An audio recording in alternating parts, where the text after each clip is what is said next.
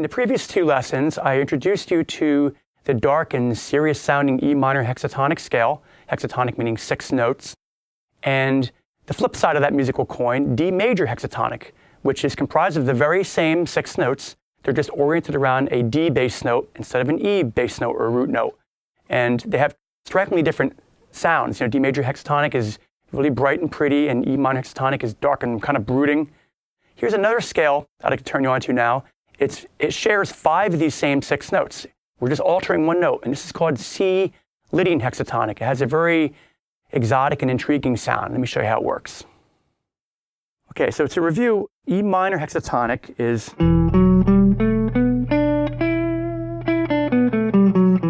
you can look at it a couple different ways. You can think of it as E minor pentatonic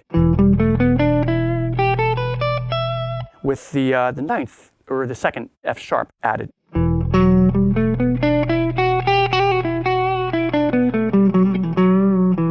Right, it's good for bending and little hammer-on, pull-off type of trilly things. And C Lydian hexatonic is formed by taking the 5th of E, which is B, and then raising it up a half step to C. So if you make C your root note,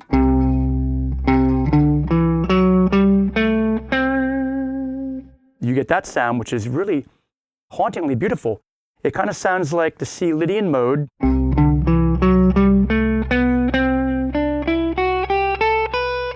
except we're taking out B, the 7th. So instead of going,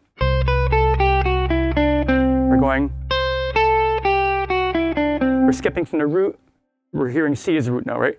To the 6th, to the 5th, to the sharp 4. That's the calling card of the Lydian mode. The signature sound Lydian mode is a sharp 4. So we're going root 6, 5, sharp 4, 3, 2, 1, 6, 5, sharp 4, 3, 2, 1. What's cool is if you take those two scales, E minor hexatonic and C Lydian hexatonic, start on the same note though, start on E,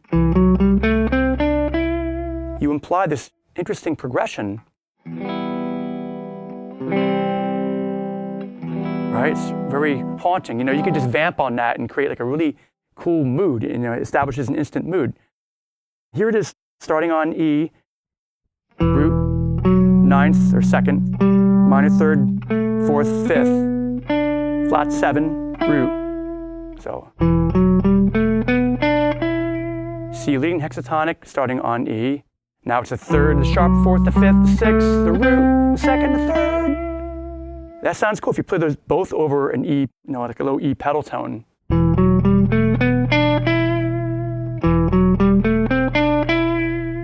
Or you can switch the bass note to C.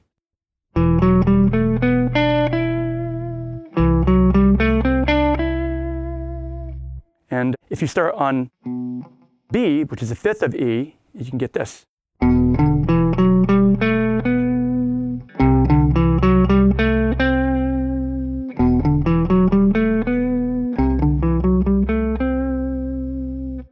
To me, that brings to mind some classic songs. First and foremost, Pigs, 3 different ones by Pink Floyd. It's got that organ thing in the beginning. And it goes. And my little guitar arrangement there. So, and then the outro section, guitarist David Gilmour does a really cool solo over that vamp. So this reminds me of that, and it also reminds me of Achilles' Last Stand, Jimmy Page's guitar tour de force from Led Zeppelin Presence. A lot of the song is built around E minor to C, I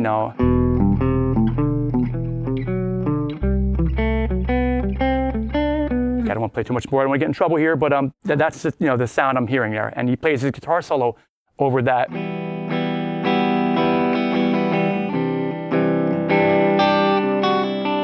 You may also recall that from the Song Remains the Same soundtrack, Led Zeppelin Live, 1973, Madison Square Garden. Dazed and Confused, right before the violin bow interlude section. Page goes into that really beautiful,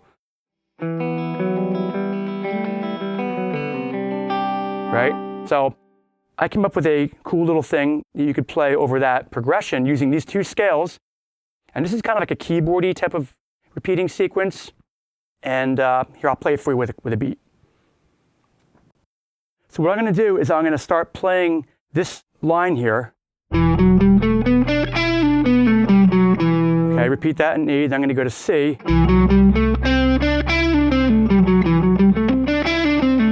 So it's kind of like 1 and 2 and 3 and 4 and 5 and 6, and kind of like a 6/8 or a waltz feel. And then I'm going to stack harmonies. I'm going to do that and then layer it. So here we go.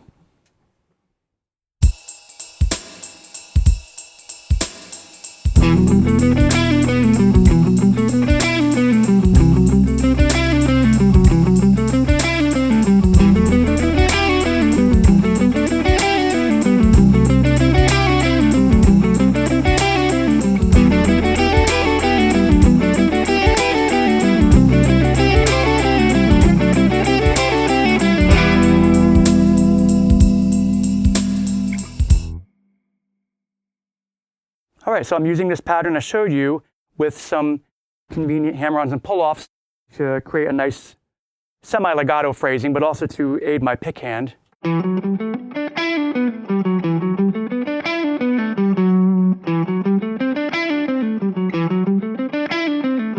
What's nice about that is the hexatonic scales, all of them, are comprised of 6 notes. So it really lends itself well to these sextuplet type phrases.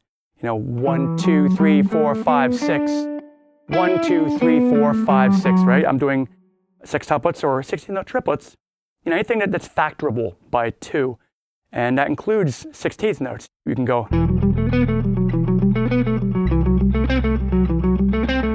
You know, if you did that, you'd probably get more of an Iron Maiden type of sound.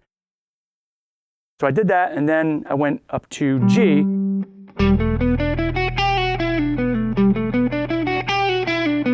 And that creates a nice harmony with the first part. Together you get,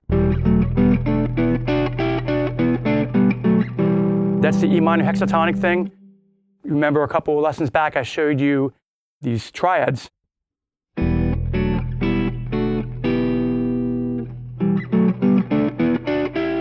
There you go, I'm just doing it in position instead of up 2 strings.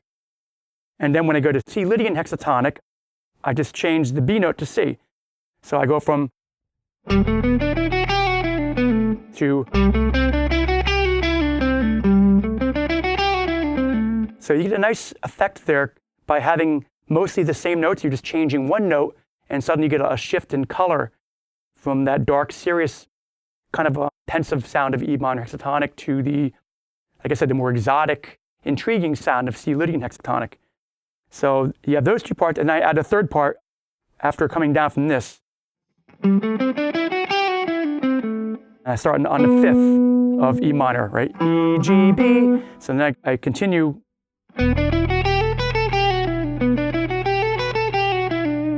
And then you guessed it, I change all my B notes to C. So then I go C.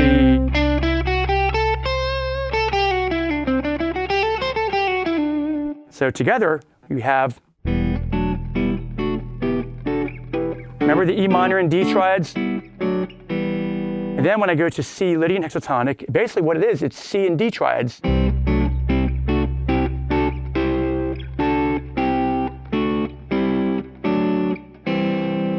So those 2 together, if you were to place those on the top 3 strings, C Lydian hexatonic can also be thought of as a C triad and a D triad. Put them together, you get. So if you start way down here, you get C, D, C, D, C, D, C. CDC, like, you know, Centers for Disease Control. That's a great way to think of C Lydian hexatonic. You can also do that on D, G, and B strings. Start with this shape of C.